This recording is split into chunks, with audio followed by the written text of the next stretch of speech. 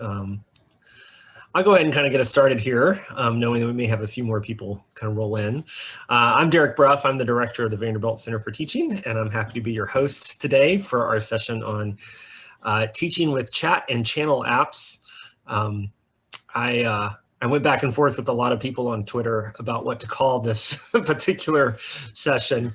I think the Wikipedia term for things like Slack and Teams is business communication platforms or something, and I didn't think that would attract much of a crowd. So hopefully chat and channel at least grabbed your attention.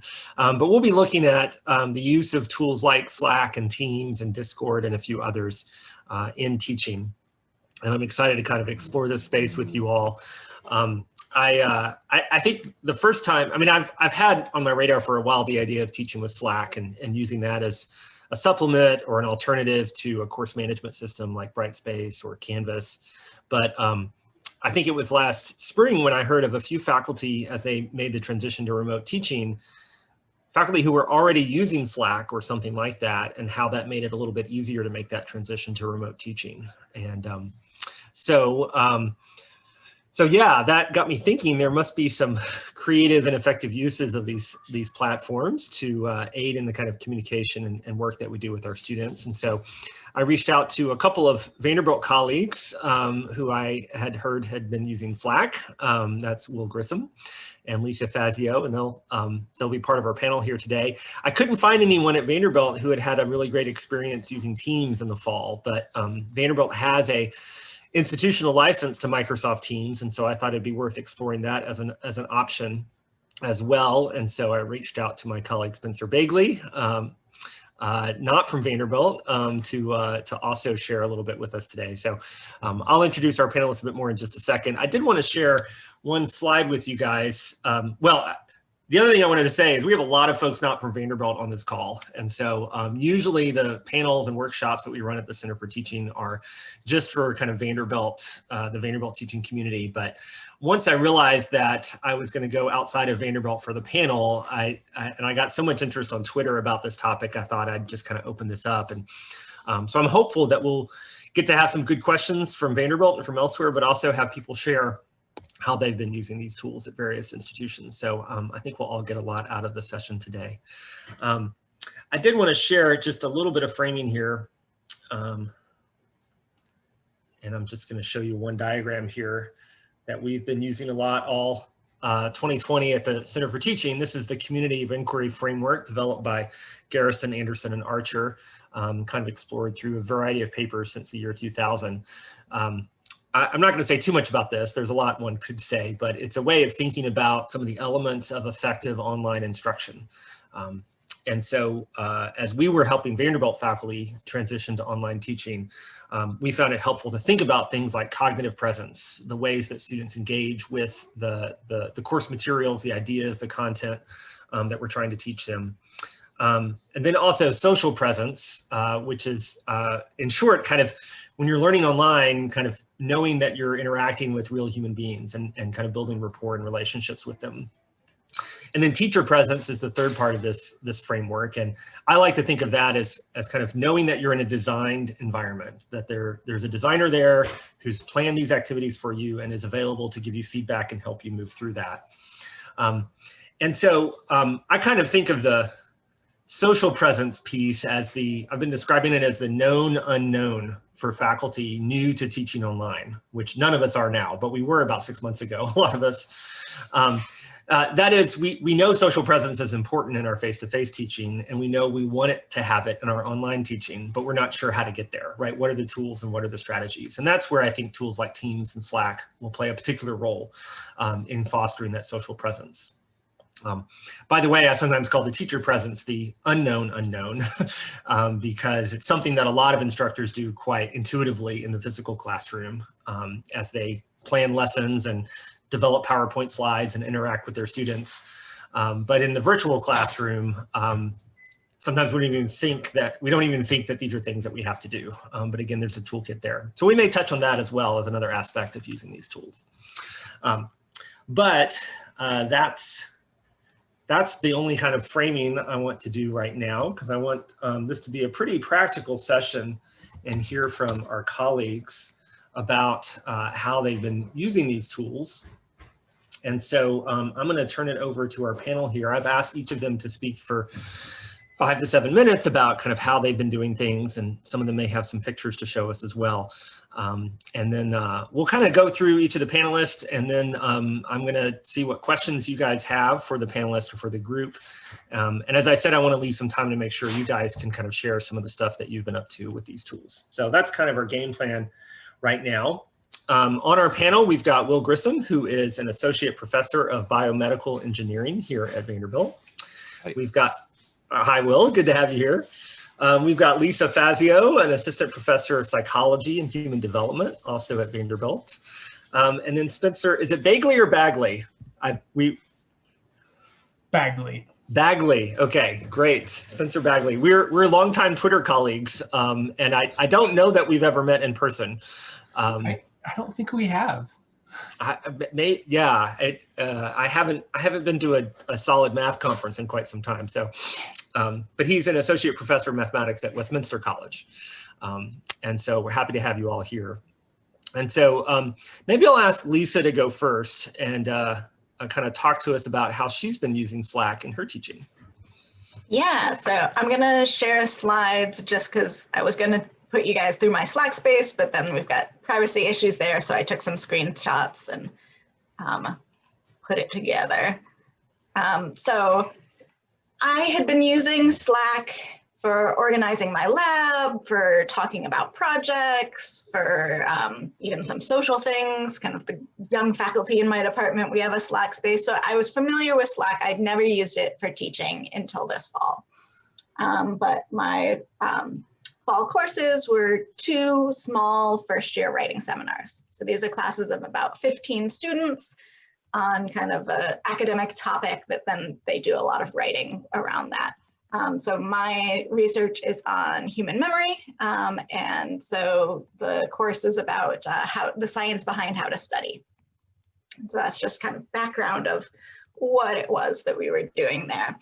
And so in past years, the students have read papers or book sections and then emailed me kind of paragraph long responses to each of those. And those were kind of, I would grade them, check, plus, hand them back at the start of discussion, and then we'd have a discussion about what we were doing with the articles. And so that's what I replaced with Slack this fall. So this is my Slack space for the courses. So I ended up with a channel for introductions, and I'll talk through what we did there, questions, random, and then there was one channel for each week of the course. And that's where they posted their discussion tips and things like discussion prompts and things like that. Just as a note to save my sanity, I made sure that the icon for my 2 sections were easily distinguishable. So I've got section 01 in blue, section 03 in red. That made my life way easier halfway through the semester, and I'm very glad I thought of that beforehand to make it, to keep track of that. So introductions, this was the first thing they did in class. So we met online. Their assignment that night was to go get Slack, figure out how to get into it, and make an introduction post. So I told them they should include a picture or a GIF. This was to get them used to some of the features, figure out how to use Slack, and then a list of 3 of their favorite things. So top 3 books, movies, TikTok creators, snack foods, whatever they wanted. And so I started them off with my post. So this is me, 3 of my favorite Twitter follows, a picture of me and my dogs. And then what I made sure to do was, as they all posted, I made sure to reply to each of their posts and also do some sort of reaction. So Slack has all of these little reaction icons that you can get. So someone posted about skiing and I put a little skier or tennis or whatever I wanted, just some reaction to each of them. And then the students started naturally responding to some of each other's as well, oh, I swam in high school too, and things like that. So it was a really nice way of getting some of that social presence early on, but then also made sure that they all knew how to use Slack and had figured out some of the basics of it. We had the questions channel, which was a space for them to ask questions to me or designed for them to ask questions to their classmates. They didn't tend to use it for that. They tended just to ask questions to me, but that's partially because each section also had a WhatsApp group that they had kind of organized and created themselves. And they used that for when they wanted to talk to each other without me involved. But you can see they ask random questions about the assignments, and I respond there. I also got a lot of questions in direct messages in Slack, and that actually worked really well for me in that it was way easier for me to respond quickly and consistently to the Slack messages than it was when it went into my email. So students quickly learned that kind of the best way to communicate with me was through Slack, and it made my life easier. We had a random channel, which was designed to be space for kind of random thoughts, jokes, memes. Also, I always have an assignment in my classes that they can get extra credit for posting things related to the course that they find in their daily life. So here's a post that kind of one of the students thought of once after as a reaction. So a meme she found, and then a description of how she's studying for her exams, given some of the concepts we've been talking about.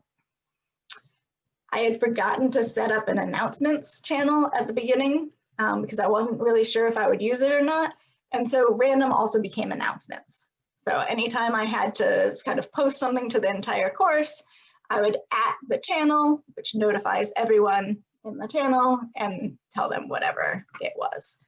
I would often, since I was using this plus my Brightspace page, I would tend to post the announcement both places, and then kind of however students are interacting with the course, they would get the announcement.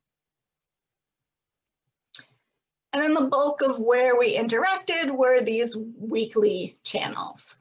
So this is week 4 of the course. So my little introduction to it would say what readings we were doing for Tuesday and for Thursday, and then they would make their posts.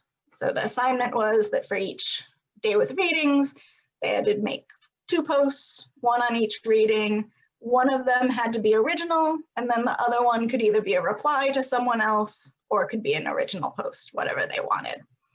And so we did end up getting some of these nice threads where here's someone said something, 5 different people have replied. When you click on that, you get the threads over here.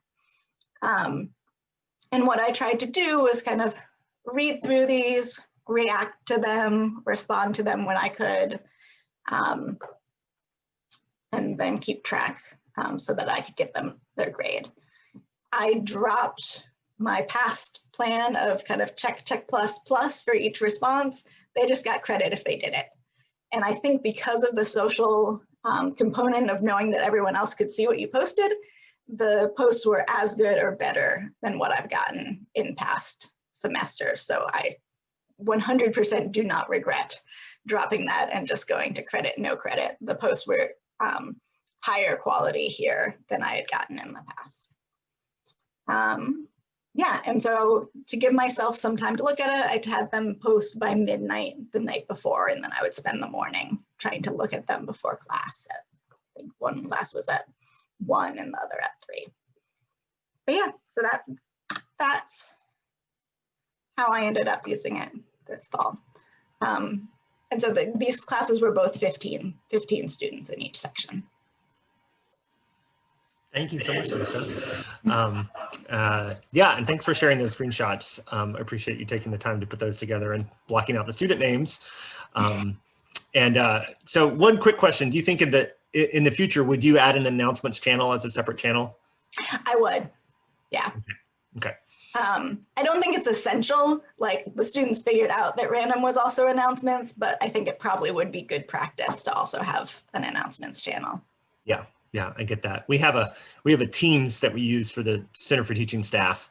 And we don't have random, we have break room channel to simulate the break room we used to visit on a regular basis. And that works well as a kind of off-topic place. So I can imagine mixing it up would be, it's fine, right? But it's nice to separate it. I have more questions, but I want to hear from more panelists. Will, I'm going to turn it over to you to share a little bit about how you've been using Slack. Okay, great, thanks. Let's see, I'll share my desktop and then share my screen here. Okay. All right, so I need to move this like black bar thing away. Okay, great. So I used Slack last fall in teaching this undergraduate biomedical engineering course, which was a lecture course as opposed to like a lab or a design course. This course was called BME 3400. It's like analysis and analysis. The name is long and it always gets cut off. It's signal processing and analysis and numerical methods for biomedical engineers. It's a course about things like how do you like take an EKG signal and determine the heart rate, or how do you suppress noise in that signal, or how do you take the data off an MRI scanner and convert it to an image, things like that.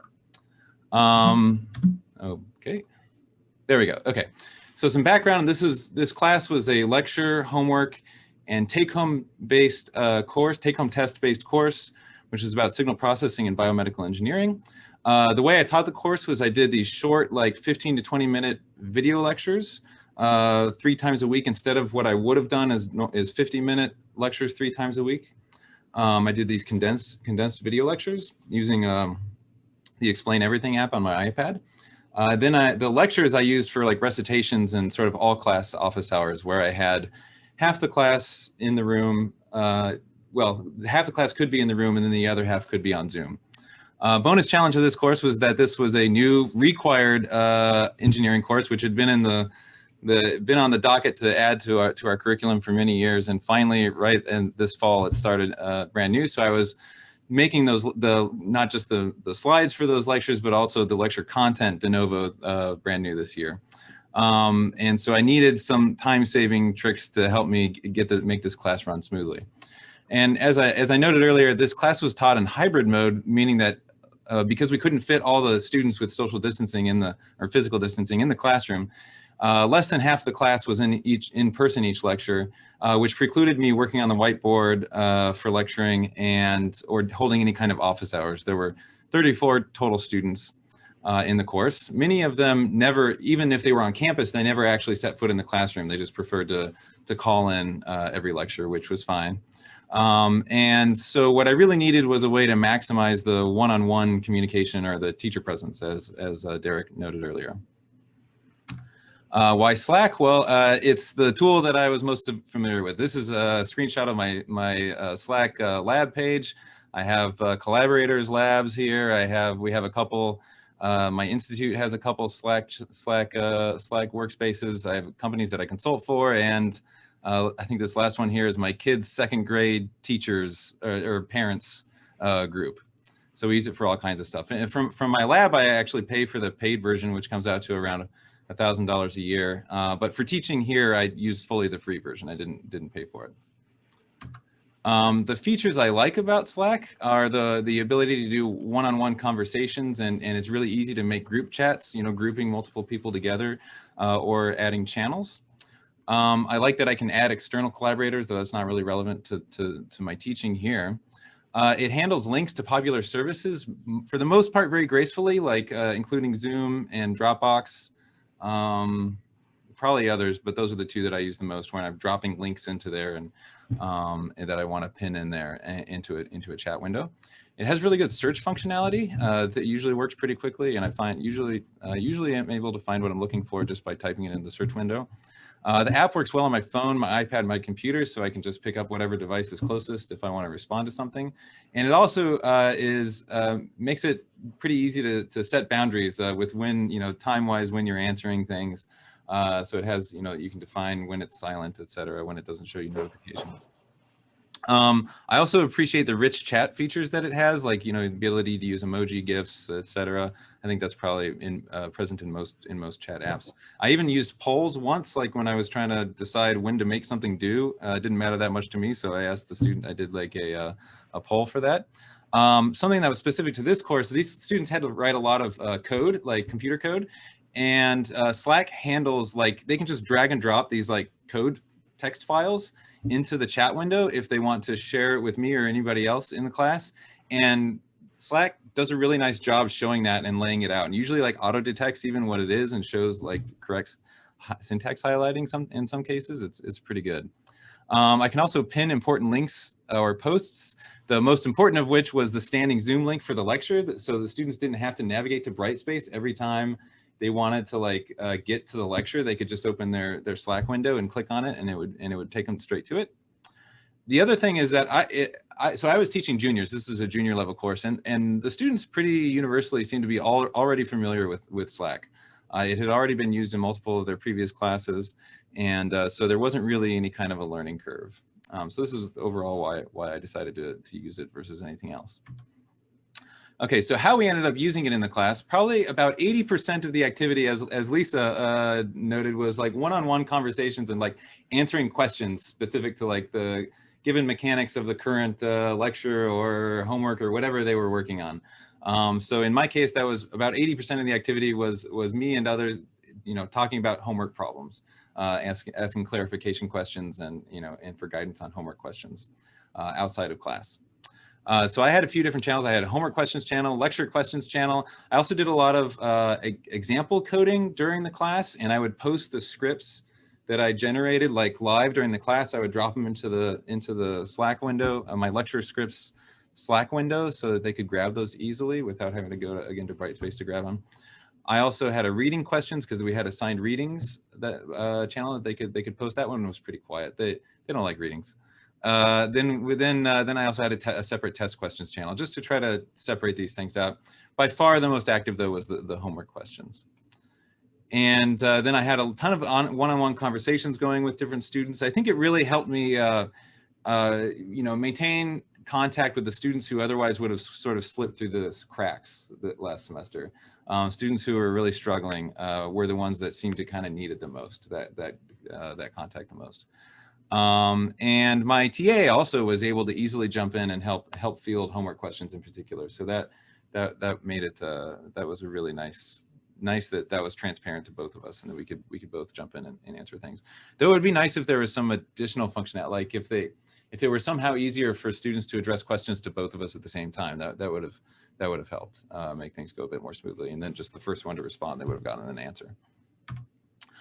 Feedback, well, feedback was positive, but nothing much concrete. My teaching evaluations based, this is the only 2 comments for my teaching evaluations. The Slack channel for homework questions was helpful, and Slack to answer questions, ask and answer questions was very useful too. So that's the feedback I got. Not a lot of like suggestions or anything to change about it. Things I learned or would do differently in the future. Well, I would definitely use Slack again for future classes. I'll probably end up, I'm not teaching this semester, but I'll probably end up using it in the fall. It was really the main conversation or medium that I used to maintain presence with the students. It was really crucial. Yeah, it would have been a rougher semester than it was had I not had it. The students during the lecture, students really preferred to use the Zoom chat box. I kept Slack open during lectures, but they really didn't. They really went to the Zoom chat box, I guess, just because it's right there when they're watching the video. I might shut down the ability, if there's some way to do this, I might shut down the ability for students to generate private channels. I don't know, I could waffling on this. I did have some honor code violations on the take-home test this year. So I might just take a couple of precautionary steps along those lines to control that a little bit, but I don't know. I think they would have found a way to, the ones that cheated would have found a way to cheat anyways. The free version of Slack, as I noted before, was definitely sufficient to use for my class. I did find, as Lisa noted, also the need to communicate time-sensitive stuff in particular. Like if I needed them to know something right before the lecture, you really got to post that both to Slack and to Brightspace because you don't know which one they're checking if you want to make sure that you catch them. I would also require students to get a screen grab app. And so almost universally, if students were trying to show me like something from their code, they would take a smartphone pic of their laptop screen and then send me that pic in the app on their phone, which is completely illegible almost every time. So I would like be a little bit stricter on that, requiring them to just use a screen grab app and drop it into the Slack client on their computer. And then I might have assigned, I asked them at the beginning of class to just put up some kind of avatar pic, need not be an actual portrait, for their Slack presence. But I might actually assign points to that to get them to more universally do it. About half of them or so did. But I might encourage that a bit more. So I think that's everything that I had to say about that. Yeah, there we go. Thanks. There we go. Thanks, Will. So did you have like an introductions channel like Lisa did? I did not. No, sorry. I already deleted the workspace in the interest of, yeah. but I did not do a special introductions channel. No. Okay. Mm-hmm. So yeah, we went through it on the first day of class. Like I introduced and went over it with them, like sure, on the first day of class. I'm just drawing a connection between her intros and your comment about the avatars, right? It's one way that students can kind of share a bit of their own, person in the space. I think I would have tried to do something more along the lines of what Lisa did, like try to expand that a little bit to get into it. That's a good idea. Okay. All right. Well, panelist number 3, Spencer, you're on. All right. Hello, everybody. I use Teams. And so what I want to do is just sort of show you around a little bit. So here is the Teams window. And I wanted to show you what the calendar looks like, because I think this was the primary way that I interfaced with Teams is like, I used it to create meetings. And then each meeting is, a Zoom meeting, basically, but it has a persistent chat attached. So it's in some sense like if you took Slack and stapled it on to a Zoom call, you get Teams, basically. So the other sort of organizational thing that is going on in Teams is Teams, which sounds funny, but there you go. So here's all of my teams, right? I have a bunch of, these are my ones from my classes, and then like here's a bunch of other ones from my college and so forth. And then each team is a lot like a workspace in Slack, in that each one has various different channels. You can create as many channels as you want. But then what I really wanted to show you is this persistent chat thing. So here's a meeting from one of my classes. It shows up as a calendar event on people's Teams calendars. So they get like automatic little reminders like you get from Outlook, which is nice. And then the chat is attached. And in the chat, I can share links quickly and easily. I used Google Jamboards a lot in this class as sort of a collaborative space to work on stuff. People can send in their chats. I can ask questions, right? So in this one in particular, we were doing concept mapping at the end of the year of what are the most important definitions in this advanced calculus class, introductory analysis. And so, I told my people, tell me the 3 that you think are the most important or most central. And I do this a lot where I ask people to type their answer in the chat, but hold off on sending it in until like everybody is ready. And then you get them all sent in and people can see what everybody said all at once, which is cool. Okay. Another thing that is great about this is that you can record your meeting and it shows up just right automatically there in the chat thread for that meeting. And so you don't have to like mess around with like, oh, okay, where's my YouTube link for this Zoom recording or whatever, and how am I going to distribute that to my students? It's just right there, which is lovely. And then I used a program called Autodesk Sketchbook as my digital whiteboard, basically. And it creates TIFF files, which are layered. So that is how I would like save all the stuff that I had written, and I can share that very easily in any other files that I want. Again, attached to the chat thread for the course. So that worked out really nicely. Students also used the channel to have conversations outside of class. So this is a student who went into the chat function. It's very much like the one in Slack, so I'm not going to say too much more about it. and was asking me this question about like, should we include our scratch work in our proofs?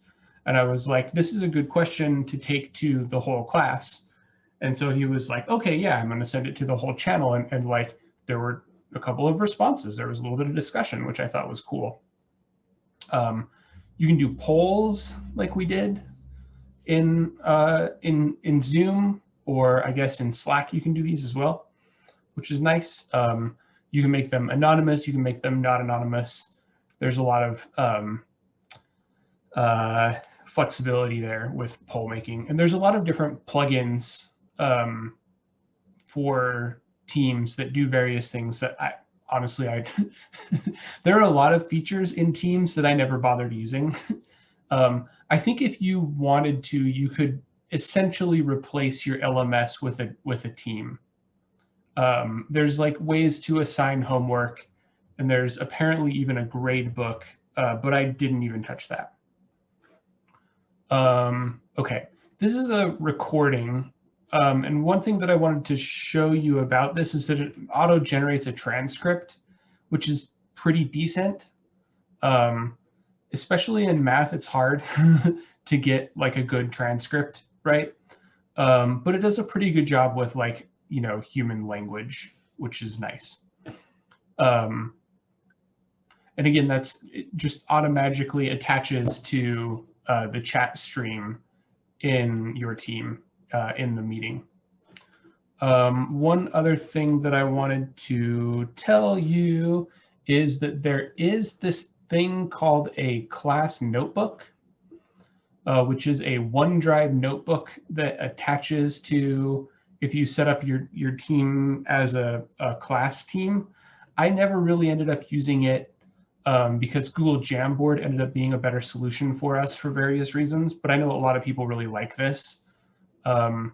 It's a nice built-in collaborative space for people to do stuff with. Okay, I think that's all that I wanted to share.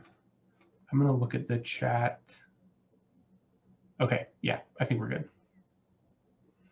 Oh yeah, did I think about using Teams Whiteboard, OneNote, or something else in the office space?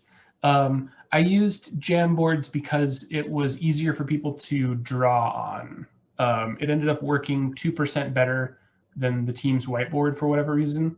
And then also the links were persistent and they were attached in that chat stream. And so people could go find those Jamboards again easily. I think if I had bothered to, I could come up with a reasonably navigable organization in OneNote as well, but Jamboards worked. This wasn't another, yeah, good question. This wasn't another thing that people had to log on to because it was tied directly to, okay, our college is a Microsoft campus, right? We have Outlook for our email and so forth. And so like, once you are hooked up with Microsoft, you get Teams for free. And this is actually the big reason that I used it. We didn't want to pay extra money for Zoom because we're small and that's expensive. So this was sort of free. It was already a thing that they had an account for. It wasn't any additional difficulty to log into. And I'll jump in and say that that's my understanding of the situation at Vanderbilt as well. We have Teams integrated with our single sign-on here. So all of our students should be able to kind of be auto-provisioned with accounts whenever they try to access things. So that does make it easier. We also have a Zoom license, so most of our faculty taught on Zoom. But the single sign-on is certainly helpful for this kind of thing. At this point, I want to get some more questions out. And so I'm going to do the thing that Spencer described. I've been calling this a ready, set, go approach. So I'm going to invite everyone to compose a question in the chat room, but not hit enter until I say go. So take a minute to think about what question. You can direct it to a particular panelist or to anyone in general or the room. We'll see what kind of questions are out there. And when I say go, hit enter, and then all the questions will appear and we'll take a minute to kind of look through them and see how we can respond. So draft your question now in the chat room.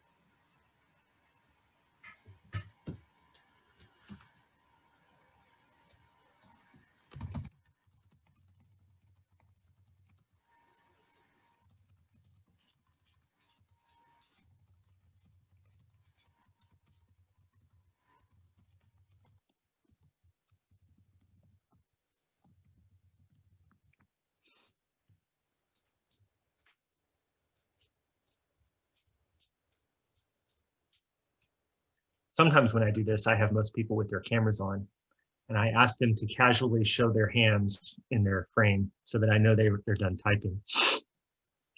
Jessica looks like she's plotting something.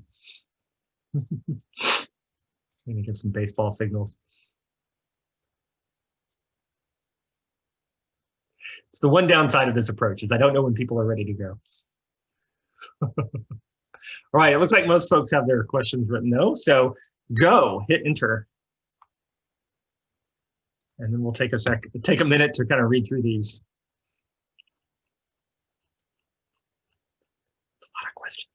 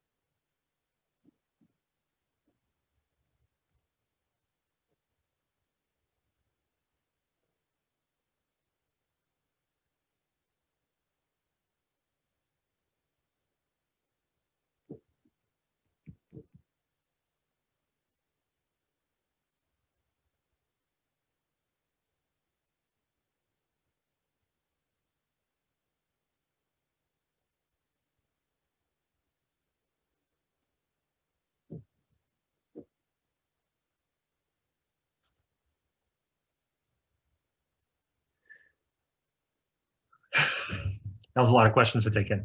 So there were some themes. So maybe I'll start by asking the panelists to say a little bit more about kind of what value they see in using these tools over the course management system, which at Vanderbilt is Brightspace, but maybe other things. There were several questions around that. That was my question in particular for Lisa and her reading assignments. Yeah, so I'll start off. There were a few big things that made Slack a better tool for me than Brightspace discussion boards. The first was threads. So in Brightspace discussion boards, threads get really hard to see and really hard to follow. And in Slack, it's really easy to follow and see and respond in threads. I also really liked the kind of engagement features in Slack. So the fact that I could respond with different emojicons and reactions and things like that. The fact that students could add GIFs and pictures and all of that really easily. There's ways to do that all with Brightspace as well, but Slack is more similar to kind of the social media tools they already use. And so it was really intuitive for them to use those sorts of features. The big downside is that it does not keep track for you of who posted where and when in the way that kind of Brightspace will. So if you've got a large class and you're trying to grade participation or something like that, it is going to be harder. It was as easy or easier than what I had been doing in the past, so it worked fine for me, but it might not work for you. One thing that is really easy is that in any channel, you can search for posts from a particular person. So end of the semester when I was behind on grading, what I would often do is look for posts from each student and then count up how many they had done and give them their credit that way.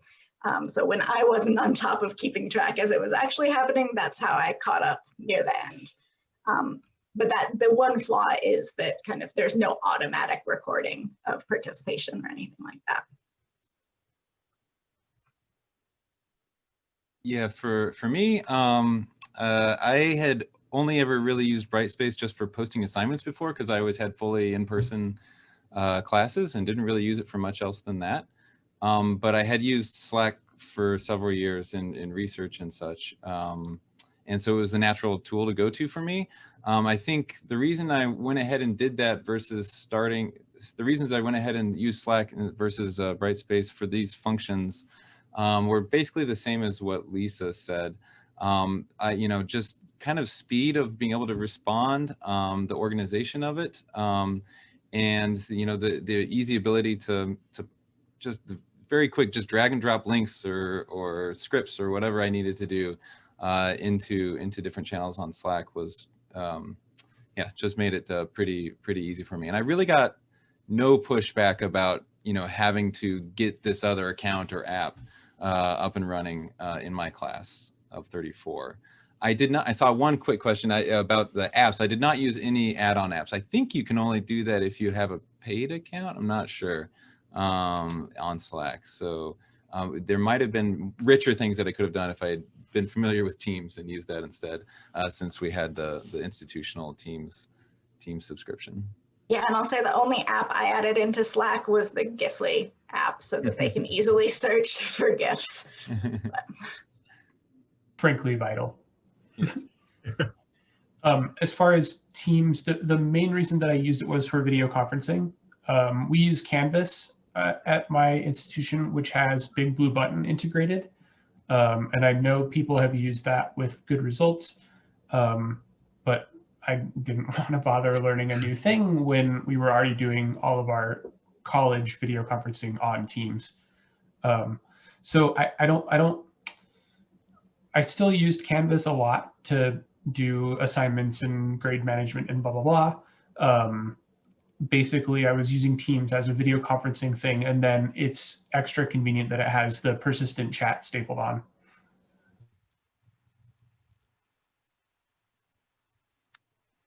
There were a couple of questions about kind of whether or not you felt like students were more forthcoming or more participatory in this space than over alternatives. Do you have any thoughts on that? 100% yes. Yeah. It was a lot less effort for students to type a question for me in the Slack than it would have been for them to write me a formal email. And so students did it more often. So I felt like I had a much better way of communication with the students. They were more likely to reach out if they needed help or had questions, but not in a way that like felt overwhelming or boundary breaking or anything like that. Like they were aware that I wasn't going to respond at 2 a.m. and we're okay with that. I think, yeah, the required activation energy is just lower, right? I mean, you don't have to, you just open up your phone or the app on your laptop and you're there, versus like having to log in, do the two-factor authentication, et cetera, to get into the Brightspace page if you're participating in the discussion board. I think it was, yeah, just easier to get going on it. I'll add, for the synchronous meetings, I taught a class of freshmen or first-year students this semester who, boy, this group of students is just traumatized. I feel really bad for them. It's hard for them to come off, you know, the muted camera, come off mute and ask a question out loud. It's much easier to type a question into the chat. And so I think that was a way to make, you know, synchronous engagement with the class a little more accessible.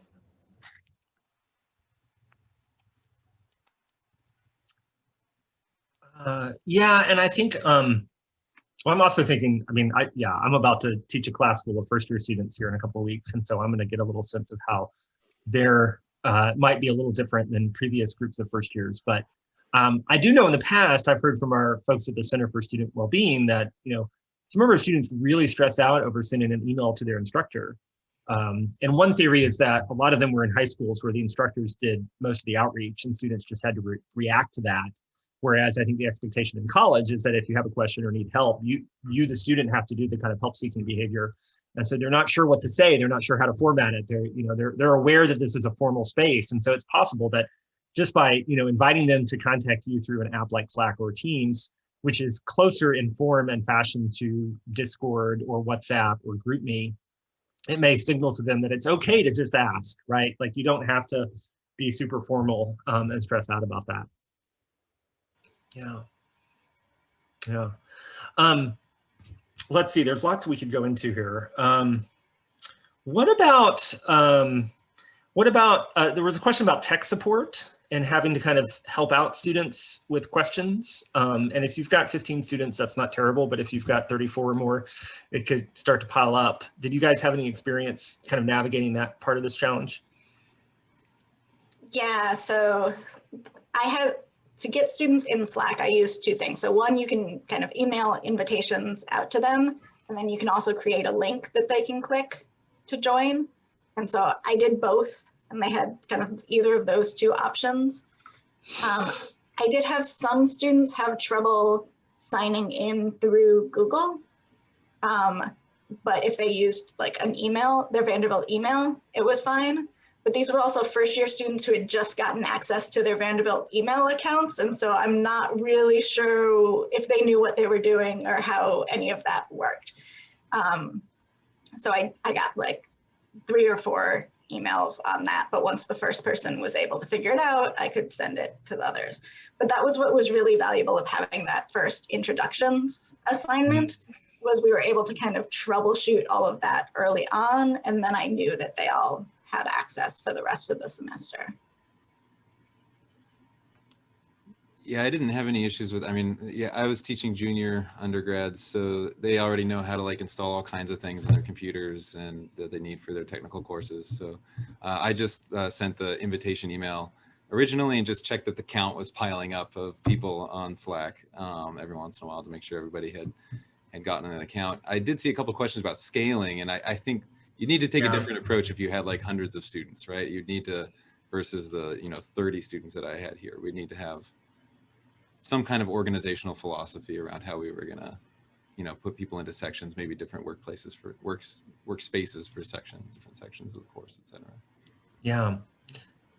I'll also say one of the big reasons that I chose to use Slack over Zoom, Teams over Zoom, was because Teams was the one that was officially supported by our IS department. And so I could, if people were having technical difficulties with Slack, with Teams, I could just forward them to our IS department and they would handle it. Well, and that gets at one of the other questions in the chat, which is about privacy. And so I'll put on my institutional administrator hat here for a second. So at Vanderbilt, one advantage of using Teams would be that we do have single sign-on set up for that. And so the Microsoft contract has been vetted by the appropriate parties to make sure that they have the right privacy policies in place. Anytime we link up a system through single sign-on like that, or it's kind of funded centrally by the provost office, that has to go through an approval process so faculty can kind of trust that student privacy is being watched, at least at an institutional level. Going off the grid, so to speak, and using Slack, that's where I would go with our kind of FERPA, general FERPA policy, which is you can't require students to disclose to Slack, the company, that they are taking your course, right? Their course enrollment information is part of their protected educational record. And so if they're able to use a pseudonym on a third-party service like Slack, then you're good, right? This is one of the reasons I used to recommend using Twitter as opposed to Facebook, because Facebook had a real ID policy. And so if they're able to, take a pseudonym, then basically you're covered. I would still want to talk to students a little bit on day one about kind of what you're asking them to do and make sure that they're kind of aware that their information is being shared with a third party, so that they can kind of opt into the pseudonym if they really want to. So that's my technical official answer on the privacy thing. I do want to throw it out to the whole room now, though. I'd love to hear some more examples of folks using these tools, particularly if you have a large class, because that came up several times among the questions. Would anyone else like to share what they've been doing with these tools in their teaching lately?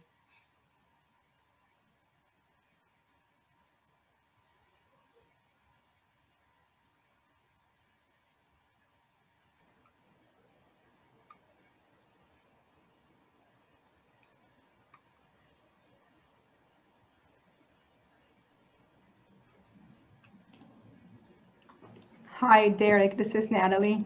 Hi, Natalie. I just want to say my population of students is the community college students. So my goal is to really engage them in the classroom, out of the classroom. We do use Zoom. They have a lot of difficulty living as a student. So they come to class and then they go take care of their siblings or go to their part-time or full-time jobs, et cetera, et cetera. So my goal for using Slack is to have a way to have access to them, for me to have access to them in a way that I usually have in my face-to-face classes when I see them twice a week, or in my office hours when they're on campus. And so I'm finding the DMs to be the most useful because I can give them positive messages, reinforcing messages. You can DM me anytime is the thing that I say to them. And I don't have to check the DMs all the time, but I do check them quite a bit more than I would under normal circumstances. And they really, really like the DM feature. Now this semester, for the first time, I'm creating learning pods. So when they come to class, they will be learning together in small groups, and they can use the features available on Slack to communicate with each other instead of the Zoom chat, because when the class is over, they can continue communicating with each other. Now that's the first time that I'm doing that, so I'll let you know how it works. But my goal is, what happened the first semester, second semester, I used it. It was a lot of communication between them and me. And so it was a lot of pressure on me. I have 100 students at one time, so 35, 3 classes. So this semester, I said to them, my goal for you is to help you connect with each other. So I'm using it in that way and let you know how it works out. But that is a different goal that I have. Yeah. Yeah. Yeah, that's that social presence, right? It works both ways. And I like the idea of having small groups on there, kind of reinforcing what's happening in the classroom, and then also maybe persistent, right? Even after the semester is over. I did have one group of students in my first year writing seminar years ago who created a WhatsApp group or a GroupMe group for them. They never included me, but I found out 3 years later it was still going occasionally. They were updating each other on cryptography in the news. Matthew, do you still want to share? Sorry, I didn't notice the hands feature in time. Sure. Thank you, Derek, for including us. I'm Matthew Raskoff at Duke University, and I'm teaching in Duke's new J term, which is an experimental term that we launched this year due to the longer break between our semesters. I have 114 students in Slack and also Qualtrics, Coursera, and Zoom. And it's definitely challenging to try to mash up anything that you try to do across these platforms, because there's no API that's connecting them, and I'd have to do some programming if I even wanted to. So, you know, Sean Miller, who's on this call, who's on my team too, suggested maybe have the students fill out the checklist for you and just tell you what they've done on each of these kind of voluntarily. But one thing we've done to manage this large group is we did set up the small groups like Natalie was saying. So we have kind of a team, like a pod of 6 students in each of these. And rather than setting up the channels by week like Lisa did, I set up channels for team 1, team 2, team 3, and I assigned everybody a team. And I'm having them submit their assignments to one another. It's like a focus, the class is focused on kind of career planning and life planning. So I've asked them to do a little peer review. They submit to me in Qualtrics, but they submit to one another in Slack, and I'm asking them on days off in the class to share feedback with one another and to support one another. And part of the benefit that I see, Derek, to your point, is we actually want to keep this community going after the semester is over. And that's one thing that's a little tougher to do. You know, Sakai, which is our official LMS, kicks you out 1 year after you graduate. This course is focused on life and career planning. It would be wonderful to be a resource for our alumni. And there's no reason why not to keep it going to some extent afterwards. So we've made kind of the fact that it's not an official tool at Duke more of a feature than a bug. And you know, we're going to allow the students to take a little bit more control and more autonomy. So it's been reasonably successful so far. And there's not as much engagement as I had hoped, but it's definitely better than the alternatives that were available. Yeah. Yeah. I'm also keep thinking about this kind of comparison with the course management systems and also like grading things versus ungraded, right? And I think if you can kind of thread that needle well and have the space be less graded and more informal, you can sometimes get some more kind of naturalistic student responses and participation. And I think the small groups I mean, we've seen this on Zoom breakout groups as a place where people can start to interact in ways that feel a little more authentic. And if they've got some ownership over those breakout spaces. Yeah, thank you for sharing, Matthew. Let's go to Kim now. Hello, Derek. Thank you for including folks outside of your university community. Appreciate that. I've been teaching at Cal Poly San Luis Obispo for a couple of decades now. I retired in just last month, so I'm emeritus now. And I'm staying in touch with students through that same Zoom feature I dropped into the chat to say that Zoom seems to have an underappreciated persistent text messaging feature I've been using for about 3 or 4 years now, because I prefer to not communicate with students via email. I feel like what I can do with Zoom is they'll send a message. It has to be short because they're used to the text message brevity.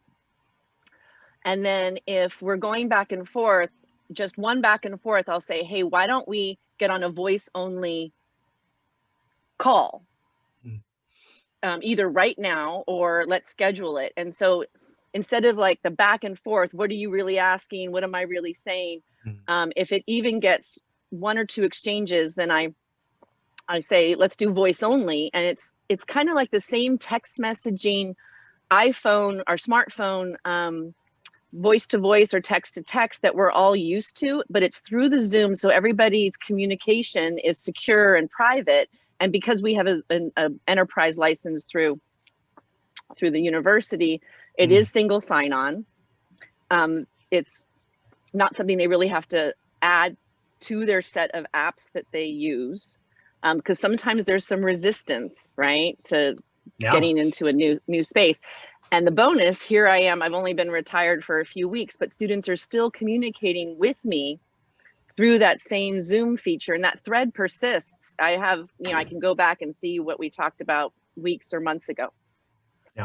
Yeah, I like that. And again, I don't think anyone's mentioned this, maybe I missed it, but like one reason to use tools like this is that students will likely use tools like this in their work lives after they leave us, right? And so that's something that often happens, right? Even with our group, right? Instead of having 6 emails back and forth over 3 days, if it's a couple of quick messages on Teams and then someone says, hey, can we just have a video conference about this real quick? Often that's a kind of easier way to make that connection to answer that question. I'm going to wrap us up here. We're about at the hour. We've had several people drop off already because, it's time to teach. I do want to mention, though, Holly Tucker is on the call, and she was a panelist at a session that I ran in November, I believe, on teaching with games and simulations. She has been using Reacting to the Past, a historical role-playing simulation game for a couple of years now, and she moved her Reacting to the Past simulation over to Slack this fall. And it worked really well from what I could tell. And in that case, the ability for students to create private channels was great because there were all these different factions that the students were role-playing. And so they had these private spaces to communicate as a faction. And so I will direct you to the Vanderbilt Center for Teaching YouTube channel. That's probably the easiest way to watch that session from last November where Holly talked through how she used Slack to support that type of activity. So if you'd like another example, that's one place to go. Thank you all for coming, and let's give a round of applause to our panelists for preparing and sharing today. Appreciate having you guys, especially Spencer. Thanks for jumping in from afar. Yeah, I hope you guys got some usefulness out of this. I have been recording. We'll be posting this up on the CFT YouTube channel at some point. So if you want to share it with colleagues, feel free to do so. Again, thanks and have a great day. Thanks, Derek. See ya.